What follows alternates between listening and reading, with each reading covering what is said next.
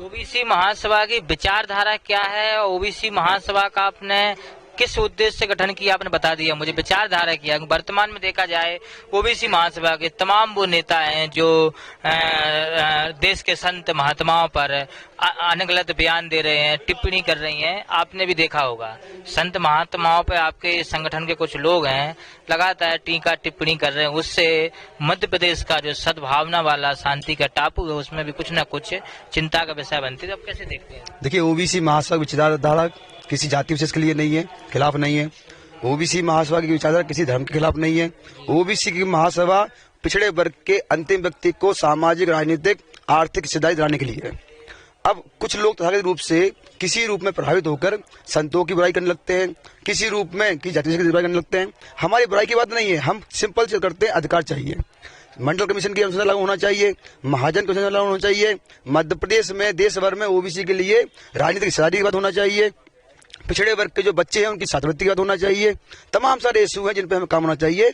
हम लोग धर्म के रक्षक लोग हैं, हम हिंदू लोग हैं, लेकिन हिंदू को क्या हिस्सेदारी नहीं मिलनी चाहिए? देश में हिंदू के नाम पे इकट्ठे होते हैं हम लोग, और ओबीसी को उसको पिछड़े वर्ग के नाम पे अलग कर दिया जाता है। तो मैं आपके माध्यम से संदेश लेना चाहता हूं कि वो तथाकथित लोग जो हिंदू बोल के हमारा उपयोग करते हैं, राम मंदिर में पिछड़े वर्ग की हिस्सेदारी क्यों नहीं मिली है? प्राइवेट सेक्टर में ओबीसी हिस्सेदारी क्यों नहीं मिली है? सरकारी नौकरी में ओबीसी हिस्सेदारी क्यों नहीं मिल रही है? ओबीसी महासभा इस ज्यादा काम कर रही है।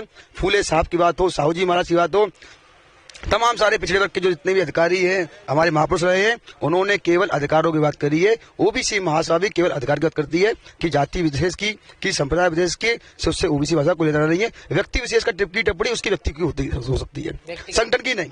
व्यक्ति विशेष खराब हो सकता है, संगठन की ज्यादा बिल्कुल निर्मल है। हमारे भाई सब लोग हैं, एससी के लोग भी भाई है, हमारे एसटी के लोग भी भाई है, हमारे सामान्य के भाई भी है। हमारा ये मानना है संख्या की जनगणना हो, उनकी हिस्सेदारी उतनी मिलनी चाहिए, उनको ओबीसी को मिलना चाहिए। नमस्कार, आप देख रहे हैं राजधानी समाचार। बात की जाए मध्य प्रदेश की ओबीसी समाज, ओबीसी वर्ग के वो नेता जो लगातार ओबीसी समाज को जागरूक कर रहे हैं, ओबीसी वर्ग को एक नई ताकत दे रहे हैं। उसी में से एक संगठन है मध्य प्रदेश में ओबीसी महासभा। बड़ा ही चर्चित है क्योंकि लगातार आंदोलन करता रहता है, जनगणना के मुद्दे उठाता है, ओबीसी आरक्षण के मुद्दे उठाता है, चाहे वो विधानसभा के चुनाव हो, नगर परिषद के चुनाव हो या पंचायत के चुनाव हो। बात करेंगे ओबीसी महासभा के संस्थापक विजय कुमार जी हमारे साथ हैं। कब संस्था रजिस्टर्ड हुई और कितने पदाधिकारी हैं संगठन में और किस प्रकार से संगठन की नई विचारधारा आगे बढ़ रही है? आपका राजधानी समाचार में पहले स्वागत है। धन्यवाद आदरणीय। क्या सोच के व क्या विचारधारा को आपने अपनाते हुए ओबीसी महासभा का रजिस्ट्रेशन करवाया और संस्था आपने बनाई? देखिए, जब हम लोग 2012-13 में थे तो हमें एक चीज कभी महसूस हो रही थी कि पिछड़े वर्ग के जो लोग हैं उनको उनकी हिस्सेदारी नहीं मिल पा रही है। छात्रवृत्ति की बात हो, अधिकार की बात हो, या न्यायपालिका की बात हो, या नौकरियों की बात हो, वहां पर पिछड़े वर्ग की अनदेखी लगातार हो रही थी। बात हम करें राष्ट्रीय लेवल पे तो 70% आरक्षण आपकी सरकारी नौकरियों में आरक्षित है, लेकिन मध्य प्रदेश के अंदर 14% क्या हो रही थी। जब सरकार दिग्विजय सिंह की थी तब भी उन्होंने बोला था 70% देंगे, दिया, लेकिन कोर्ट में लंबित हो गया। मध्य प्रदेश की शिवराज सिंह सरकार आई ओबीसी के नाम पर, लेकिन उसके बाद भी उन्होंने दिया नहीं। लेकिन आप देखेंगे 75,000 रुपये छात्रवृत्ति 6 मई 2018 थी, जबकि मध्य प्रदेश मुख्यमंत्री जो था वो पिछड़े वर्ग का था। हम लोगों ने पूरे मध्य प्रदेश में यात्राएं निकाली, पूरे मध्य प्रदेश में सभाएं करी, और वो ही स्कॉलरशिप 75,000 से बढ़ के 3 लाख हुई।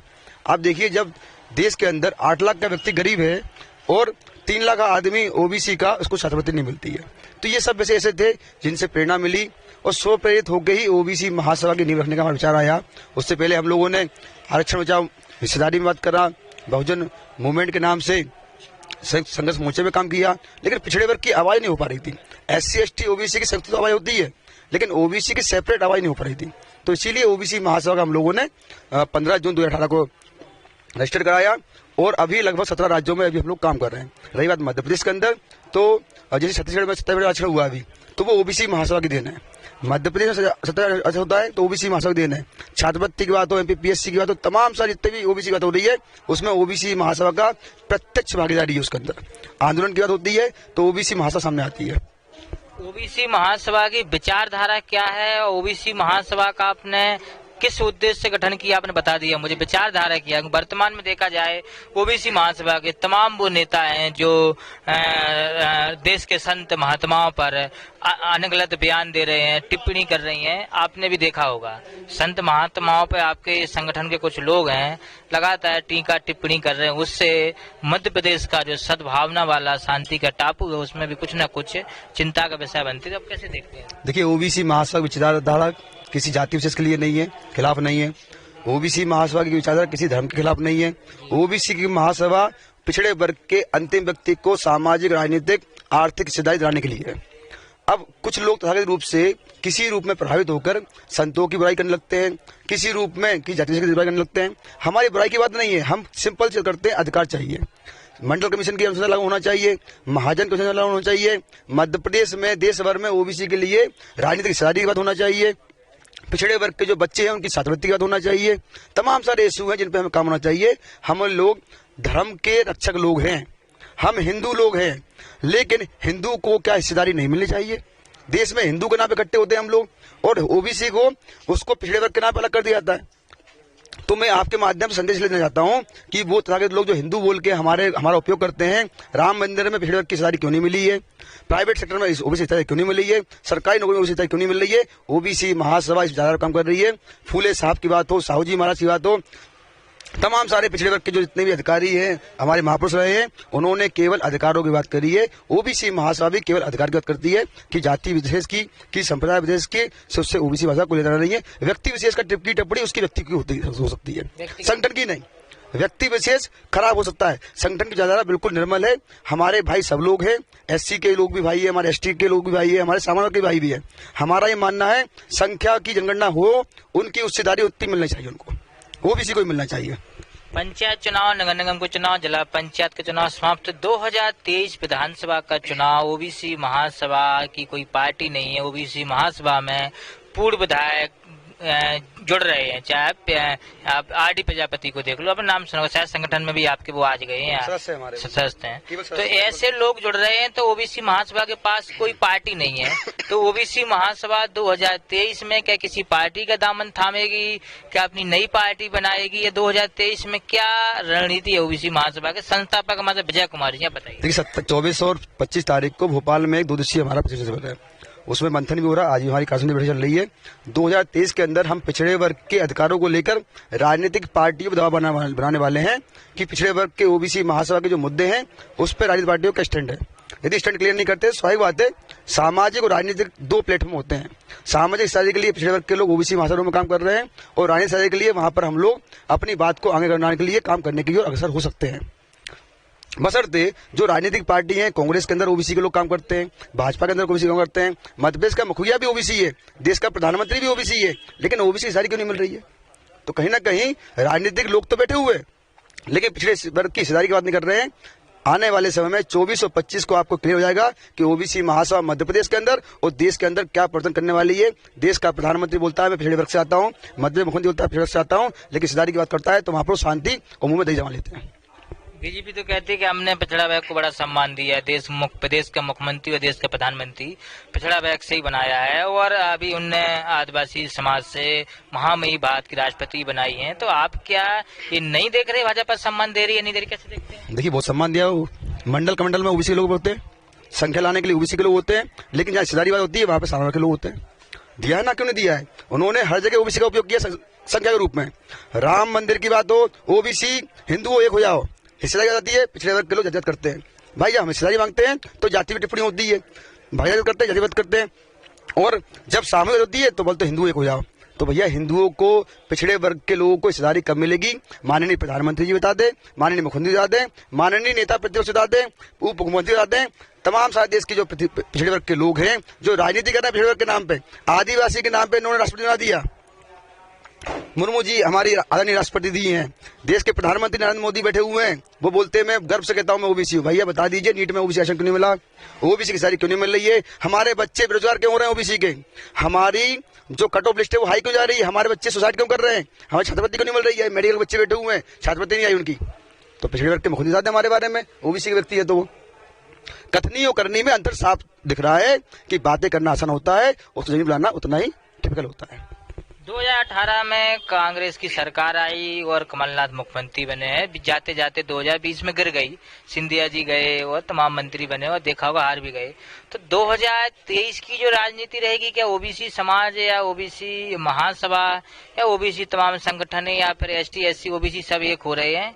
क्या ऐसी रणनीति बनाई जा रही है कुछ, या फिर कैसे? देखिए, इस देश के अंदर एक विडंबना है, SC ST का सब लोग करते हैं, ओबीसी की बात जब करते हैं ना तो लोग बोलते हैं ये देशद्रोही लोग हैं, ये टुकड़े टुकड़े गैंग के लोग हैं। पता क्यों? क्योंकि इस देश का सबसे बड़ी आबादी है 65%, लगभग 80 करोड़ आबादी ओबीसी की है, लेकिन 80% की हिस्सेदारी नहीं दी जा रही है। हमारा सिंपल सा कहना है, जो ओबीसी की बात नहीं करेगा, बात करना आसान होती है, मन से भर देना आसान होती है, जो ओबीसी की जमीन पे काम करेगा वही मध्य प्रदेश में राज करेगा। बस इतनी लाइन में आप समझ सकते हैं कि सरकार भाजपा की बने, कांग्रेस की बने, कमलनाथ जी आए, शिवराज जी आए, सिंधिया जी आए या BD शर्मा जी आए, ओबीसी की हिस्सेदारी नहीं मिलेगी कि सरकार यहाँ पर बनने नहीं देंगे।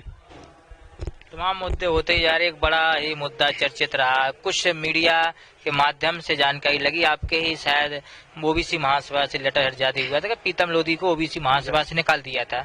तो वो उसकी सच्चाई क्या है? निकाला था या किसी दस्तावेज ने आपके यहाँ से दिखे मीडिया में जब तो निकाला? क्या देखिए, क्या होता है कि सत्ता के दल जब ओबीसी के लोगों को तोड़ने के लिए हर वो कर्म करेंगे जिससे कि समाज की ओबीसी महासभा की बुराई हो। पहली बात तो प्रीतम लोधी जी ओबीसी महासभा के केवल सम्माननीय सदस्य थे, किसी कोई पदाधिकारी नहीं थे। उनको ना ही नोटिस जारी किया गया, ना ही वो संवैधानिक जो व्यवस्था थी, जो प्रक्रिया थी, उसको अपनाया गया। इसके लिए हम लोगों ने राष्ट्रीय कोर कमेटी के जितने भी हमारे सदस्य हैं उनकी शक्तियों को शून्य कर दिया है और राष्ट्रीय कार्यालय को भी हमने शून्य कर दिया है। और उसके लिए हम लोगों ने 3 सदस्यीय जांच कमेटी बना दी है, जिसमें रिटायर्ड एडीजे RK श्रीवास जी हैं सदस्य, उसके प्रकाश मालवीय जी हैं जो रामजी महाजन जी के सचिव रहे हैं, वेल नोन नाम है देश के अंदर रामजी महाजन आयोग का, उनके सचिव रहे हैं। और एक सीनियर ऑडिट ऑफिसर हैं HP वर्मा जी ग्वालियर के। इन तीनों सदस्यीय कमेटी बनी है। 24-25 तारीख की इनकी रिपोर्ट आने की हमारी संभावना है। उसके बाद में निर्णय लेंगे, कमेटी क्या देती है, उसके बाद में कोर कमेटी पर कैलेंडर होगा, वो हम आपको बताएंगे। अभी बहुत सारे लोग वीडियो बना के डाल रहे हैं कि मैं ओबीसी महासभा का राष्ट्रीय कोर कमेटी सदस्य हूँ, का कार्यकारिणी अध्यक्ष हूँ, का प्रदेश कार्यकारिणी अध्यक्ष हूँ। तो उन लोगों को आप क्या कहना चाहते हैं? पद उनके पास है वास्तविकता या नहीं है? देखिए, जांच की रिपोर्ट जब तक नहीं आती है तब तक वो शून्य है। वो हमारे सदस्य हैं, सम्माननीय है। हम कह रहे हैं अपराधी को जो भी होगा न्याय प्रक्रिया से होगा, उसमें जांच कमेटी बताएगी कौन सही है कौन गलत है। वो सही होंगे वो बहाल होंगे। विजय कुमार जी हमारे साथ थे और लगातार ओबीसी संगठन जो मध्य प्रदेश में चर्चित रहा है और चर्चितों की सुर्खियां बनी हैं, तो विजय कुमार जी ने ही संगठन बनाया था। लोग उनको पहचाने, लोग इनको ध्यान दें, क्योंकि लगातार ओबीसी महासभा वो लोग जुड़ गए जो अपना अपना नाम चला रहे हो, अपने अपने नाम से संगठन को बता रहे। हमारे साथ विजय कुमार जी साथ खर्चे राजधानी समाचार न्यूज विश्वकर्मा की report, Bhopal. Subscribe now and press the bell icon. Never miss an update.